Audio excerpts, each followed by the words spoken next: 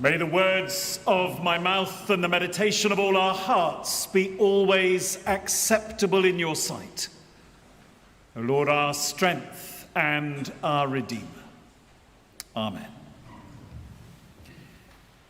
Ich dien.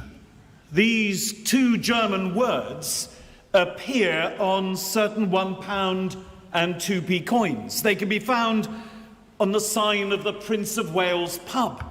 They are stitched into the badge of every Welsh rugby shirt. Ich dien, I serve. These are the words to which the young Princess Elizabeth referred back in 1947, when she said, "There is a motto which has been borne by many of my ancestors, a noble motto, I serve." Those words were an inspiration, she said, to many bygone heirs to the throne when they made their knightly dedication as they came to manhood. She said, "I should like to make that dedication now. It's very simple. I declare before you all that my whole life, whether it be long or short, shall be devoted to your service and the service of our great imperial family to which we all belong. Ich dien, I serve." She was 21. Of course, as a child, there were no thoughts of her becoming queen. Elizabeth's uncle David, whom we know as Edward VIII, was king. But on the night of the 11th of December 1936, her uncle David, King Edward, gave that now famous broadcast in which he declared that he found it impossible to carry the heavy burden of responsibility and to discharge his duties as king as he would wish to without the help and support of the woman he loved. King Edward's abdication meant that Edward's brother, the Duke of York, Elizabeth's father, succeeded to the throne, and Elizabeth, at just 10 years old, became heir presumptive. I cannot begin to imagine how a 10-year-old child comes to terms with such a monumental shift in the direction of one's life, nor how a 21-year-old woman, with all her adult life ahead of her, can declare that the whole of her life, whether it be long or short, shall be devoted to our service. This impressive, courageous, sacrificial act, this generous, gracious, unreserved gift of herself given in service to God and to us, is why we gather here today to celebrate and to give thanks. Queen Elizabeth II may indeed reign over us, but first and foremost, she serves. Ich dien, I serve. Now, Elizabeth's uncle was 41 when he became king. Her father was 40 when he took to the throne. Surely one must have thought that there would be plenty of time for the young Princess Elizabeth to prepare herself for all that would lie ahead when she became queen. But the Second World War had taken its toll on the health of George VI. He was also a heavy smoker and had been treated for lung cancer. As his health deteriorated, the young Elizabeth took on more and more royal duties. On the 31st of January 1952, ignoring the doctor's advice, King George went to the airport to see his daughter Elizabeth head off with Philip on their tour to Australia via Kenya. It was to be the King's last public appearance. 6 days later, the King died in bed in Sandringham, and the young Elizabeth flew back from Kenya as Queen Elizabeth II. She was just 25 years old. The Archbishop of Canterbury, George Fisher, wrote a little book of private devotions, which he gave to the Queen to use as she prepared for her coronation. The first such devotion was a quote from Psalm 25. "Show me thy ways, O Lord. Teach me thy paths. Lead me in thy truth and teach me. For thou art the God of my salvation. On thee do I wait all the day." Archbishop Fisher added these words for the Queen to reflect on. The whole of life is a journey to God. In its course are many lesser journeys taken for many different purposes.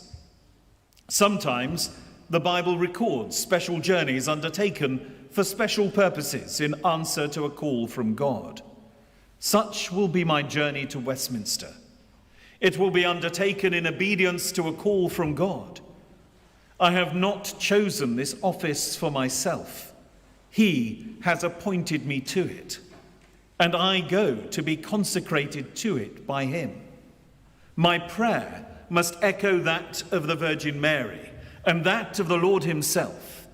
Be it unto me according to thy will, not what I will, but what thou wilt. And because he leads, I may follow in complete trust. Not what I will, but what thou wilt. Words of sacrifice and surrender, words of service. Ich dien, I serve. Now, I don't know about you, but I can't quite imagine what it must be like to be queen. Early on in Elizabeth's reign, the former shipping correspondent of the Glasgow Herald, Dorothy Laird, discovered that there wasn't a basic reference book on the life of the Queen.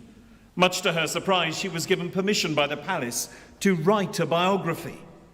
With access to courtiers and staff, she interviewed 300 people, and in 1959, her book, How the Queen Reigns, was published. In the book, she says, the Queen has a longer lineage than we have. She has greater means than we have. She has more resources and more opportunities. But she has precisely the same number of hours in a day and days in a year as we have. All the alternatives to duty are there. Husband, children, lovely places to live in, horses to ride, hills to climb.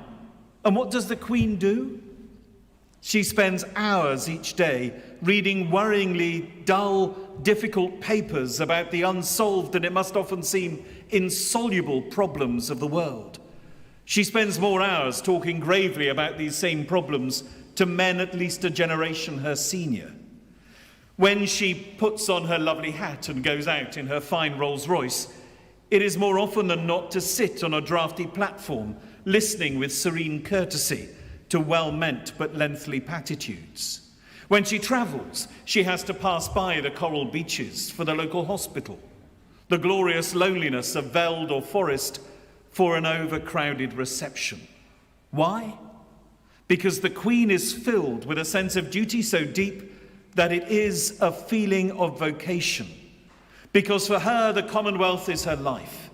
She knows that if she works incessantly, cheerfully, resolutely, and entirely without taking offence, she will do incalculable good.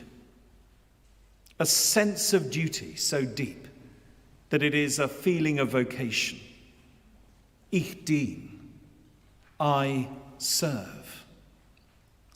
In 2010, UN Secretary General Ban Ki-moon summed up what that life of devotion and service looked like, and in his address to the Queen said, "In a changing and churning world, you are an anchor for our age. Your reign spans the decades, from the challenges of the Cold War to the threat of global warming, from the Beatles to Beckham, from television to Twitter. Through the years, you have travelled the world and met its people.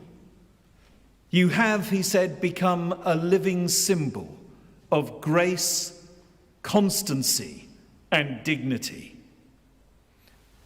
What a beautiful description of what it is that we celebrate today. A living symbol of grace, constancy, and dignity. Ich dien, I serve. And a former archbishop once said, "My meetings with the Queen brought home to me the sacramental manner in which she views her own office, that God had called her from birth to fulfill her responsibilities as sovereign was very evidently clear in her conviction. And it was founded on a firm Christian faith, which also took the form of duty, not in a sense of burden, but of glad service. Ich dien. I serve." St. Paul says in his letter to the Romans, "I appeal to you, therefore, brothers and sisters, on the basis of God's mercy, to present your bodies as a living sacrifice, holy and acceptable to God, which is your reasonable act of worship." This sense of self-sacrifice and surrender is at the heart of the Queen's long and faithful reign. Back in 1947, aged just 21, having just resolved to devote the whole of her life to our service, the Queen said this: "I shall not have strength to carry out this resolution alone, unless you join in it with me, as I now invite you to do." She said, "I know that your support will be unfailingly given. God help me to make good my vow, and God bless all of you who are willing to share in it." She said, "If we all go forward together with an unwavering faith, a high courage, and a quiet heart, we shall be able to make of this ancient commonwealth, which we all love so dearly, an even grander thing, more free, more prosperous, more happy, and a more powerful influence for good in the world than it has been in the greatest days of our forefathers." And then she added these words, echoing those of St. Paul: "To accomplish that, we must give nothing less than the whole of ourselves." We must give nothing less than the whole of ourselves. So on this great and glorious day, may we be so bold, so inspired, so moved to stand and say together with our great and noble Queen, Ich dien, I serve. I serve. Amen.